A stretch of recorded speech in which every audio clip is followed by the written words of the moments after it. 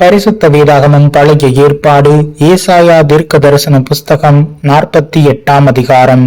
இஸ்ரவேல் என்னும் பெயர் பெற்று யூதாவின் நீரூற்றிலிருந்து சுரந்தவர்களும் கர்த்தருடைய நாமத்தின் மேல் ஆணையிட்டு உண்மையும் நீதியும் இல்லாமல் இஸ்ரவேலின் தேவனை அறிக்கையிடுகிறவர்களுமான யாக்கோபின் வம்சத்தாரே கேளுங்கள்.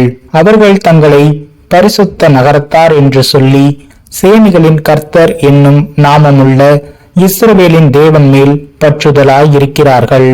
பூர்வ காலத்தில் நடந்தவைகளை ஆதி முதல் அறிவித்தேன். அவைகள் என் வாயிலிருந்து பிறந்தன. அவைகளை வெளிப்படுத்தினேன். அவைகளை சடுதியாய் செய்தேன். அவைகள் நடந்தன. நீ கடினமுள்ளவன் என்றும் உன் பிடரி நரம்பு இரும்பென்றும் உன் நெற்றி வெண்கலம் என்றும் அறிந்திருக்கிறேன்.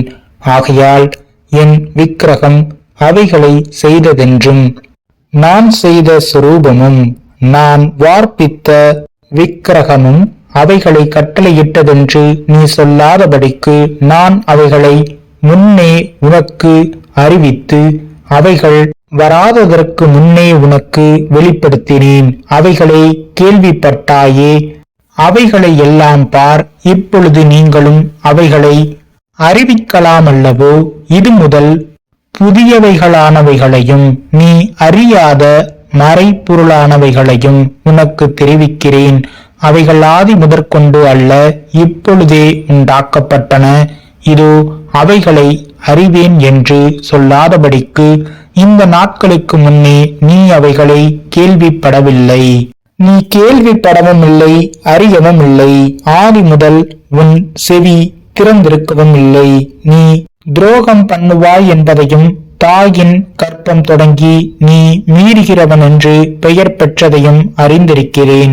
என் நாமத்தின் நிமித்தம் என் கோபத்தை நிறுத்தி வைத்தேன். உன்னை சங்கரிக்காதபடிக்கு நான் என் புகழ்ச்சியின் நிமித்தம் உன்மேல் பொறுமையாயிருப்பேன். இதோ உன்னை புடமிட்டேன். ஆனாலும் வெள்ளியை போலல்ல, உபத்திரவத்தின் குகையிலே உன்னை தெரிந்து கொண்டேன். என் நிமித்தமே அப்படி செய்வேன். என் நாமத்தின் பரிசுத்தம் எப்படி குலைச்சலாக்கப்படலாம்? என் மகிமையை நான் வேறு ஒருவருக்கும் கொடேன். யாக்கோபே, நான் அழைத்திருக்கிற இஸ்ரவேலே, எனக்கு செவி கொடு. நான் அவரே.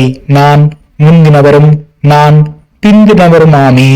என் கரமே பூமியை அஸ்திவாரப்படுத்தி என் வலது கை வானங்களை அளவிட்டது. நான் அவைகளுக்கு கட்டளையிட அவைகள் அனைத்தும் நிற்கும்.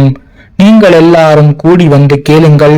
கர்த்தருக்கு பிரியமானவன் அவருக்கு சித்தமானதை பாபிலோனில் செய்வான். அவன் புயம் கல்தேயரின் மேல் இருக்கும் என்பதை இவர்களில் அறிவித்தவன் யார்? நானே அதை சொன்னேன். நான் அவனை அழைத்தேன். நான் அவனை வரப்பண்ணினேன். அவன் வழி வாய்க்கும். நீங்கள் என் சமீபத்தில் வந்து நான் சொல்வதை கேளுங்கள். நான் ஆதி முதற்கொண்டு அந்தரங்கத்தில் பேசவில்லை. அது உண்டான காலம் துவக்கி அங்கே நான் இருந்தேன். இப்பொழுதோ கர்த்தராகிய ஆண்டவரும் அவருடைய ஆவியும் என்னை அனுப்புகிறார். இஸ்ரவேலின் பரிசுத்தராயிருக்கிற உன் மீட்பரான கர்த்தர் சொல்லுகிறதாவது, பிரயோஜனமாயிருக்கிறதை உனக்கு போதித்து நீ நடக்க வேண்டிய வழியிலே உன்னை நடத்துகிற உன் தேவனாகிய கர்த்தர் நானே. என் கற்பனைகளை கவனித்தாயானால் நலமாயிருக்கும். அப்பொழுது உன் சமாதானம் நதியை போலும் உன் நீதி சமுத்திரத்தின் அலைகளைப் போலும் இருக்கும். அப்பொழுது உன் சந்ததி மணலத்தனையாகவும் உன் கற்ப பிறப்பு அதன் அணுக்களத்தனையாகவும் இருக்கும். அப்பொழுது அதன் பெயர் நம்மை விட்டு அற்று போகாமலும் அழிக்கப்படாமலும் இருக்கும். பாபிலோனிலிருந்து புறப்படுங்கள், கல்தேயரை விட்டு ஓடி வாருங்கள். கர்த்தர் தம்முடைய தாசனாகிய யாக்கோபை மீட்டு கொண்டார் என்று சொல்லுங்கள். இதை கம்பீர சத்தமாய் கூறி பிரசித்தப்படுத்துங்கள். பூமியின் கடையாந்திரம் மட்டும் வெளிப்படுத்துங்கள் என்கிறார். அவர் அவர்களை வனாந்திரங்களில் நடத்தும் போது அவர்களுக்கு தாகவிடாயிருந்ததில்லை. கண்மலையிலிருந்து தண்ணீரை அவர்களுக்கு சுரக்க பண்ணினார். கண்மலையை பிளந்தார், தண்ணீர் ஓடி வந்தது. துன்மார்க்கருக்கு சமாதானம் இல்லை என்று கர்த்தர் சொல்கிறார்.